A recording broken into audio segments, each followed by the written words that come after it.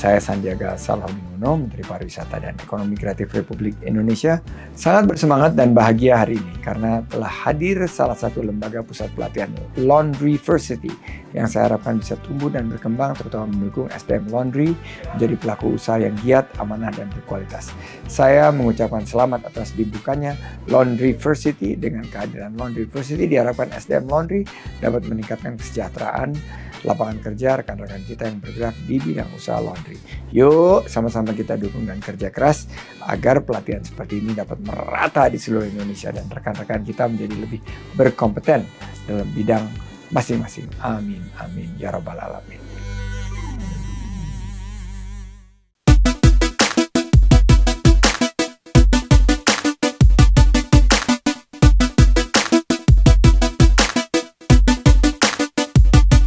Assalamualaikum warahmatullahi wabarakatuh. Selamat pagi, Menti dan Besti. Berjumpa kembali di channel edukasi pengusaha laundry Indonesia, Mentor Laundry Channel. Hari ini, Minggu 12 Mei 2024, saya ada di Miu Miu Laundry, Jakarta Barat. Hari ini grand opening. Bersama saya sudah ada Koko sama Cici Cencen, ownernya Miu Miu Laundry yang hari ini akan opening. Serunya, Koko sama Cici ini tadinya bukan pengusaha laundry. Nah, kita akan berbincang, bertanya apa sih yang mendasari Koko sama Cici ini buka laundry. Cici, selamat pagi.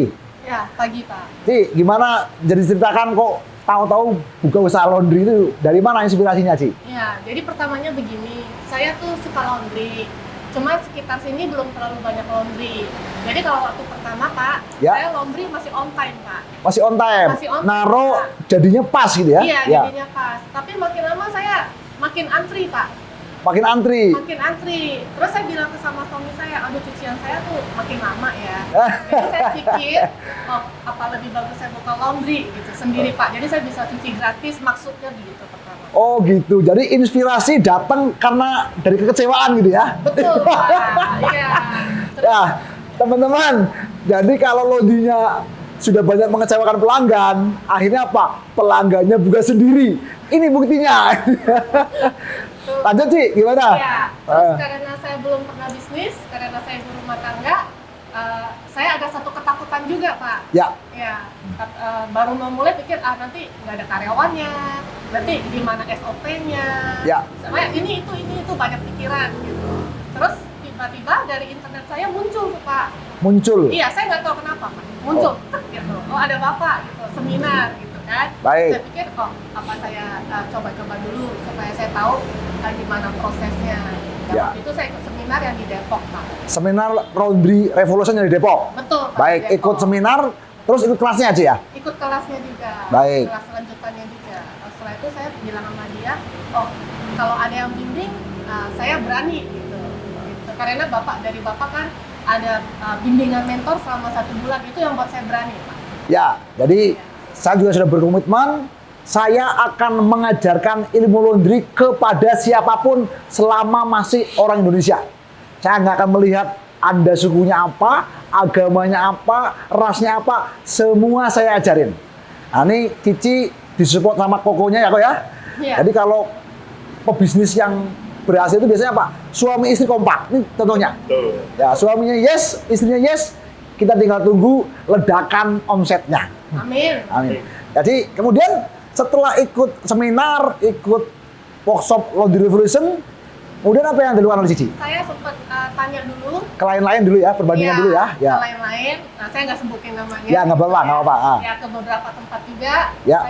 Saya juga ke pameran yang di ICE BSD. Ya, Yang franchise. Ya. Saya bandingin dan akhirnya tetap keputusan saya ada dari Pak Rasul ini. tetap ke Jordan karena Betul. ya kalau pengusaha yang cerdas mesti seperti itu. Jadi sebelum memutuskan saya mau ke si A, si B, si C, mendingan survei dulu ke tempat lain. Bandingkan harganya, bandingkan servisnya, bandingkan after sales servisnya. Kenapa? Banyak juga yang jualan paket, nggak dikasih trainer. Pun kalau dikasih trainer, trainernya abal-abal, Iya. nggak ngerti apa-apa tentang laundry. Ditanya ini nggak tahu, ditanya itu nggak tahu. Ternyata apa? Baru 2 bulan gabung, disuruh jadi trainer. saya tidak melakukan itu.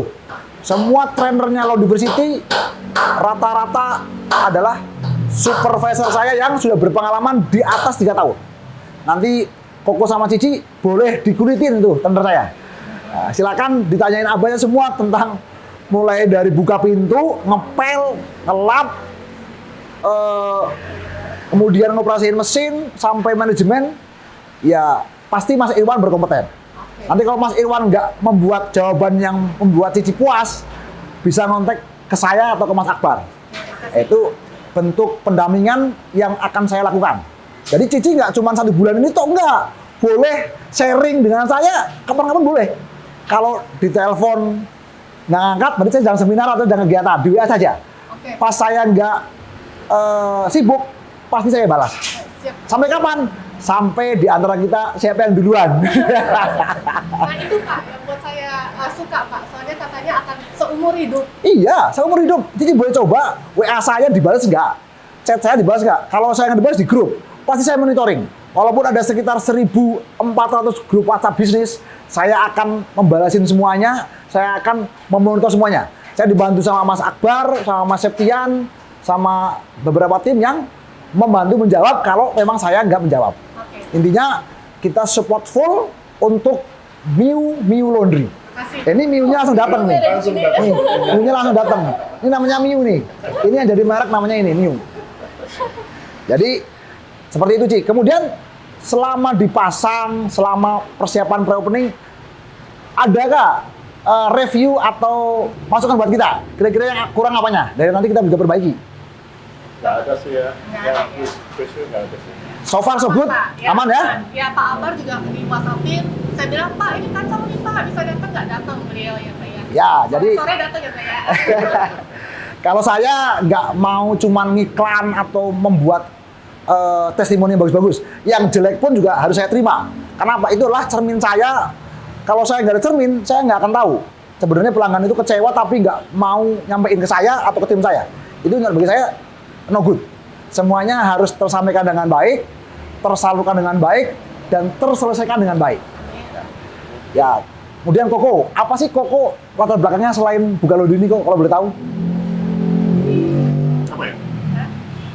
Apa pegawai? Ya, sekarang lagi merintis usaha buah. Luar biasa. Sesuai dengan tebakan saya, Koko pasti punya usaha lain yang bukan hanya laundry ini.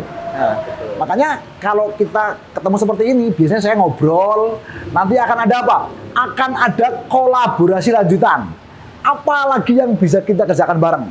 Ekspor impor, impor mesin atau impor perlengkapan dari Tiongkok, dari Jepang, semua bisa kita buat kolaborasinya.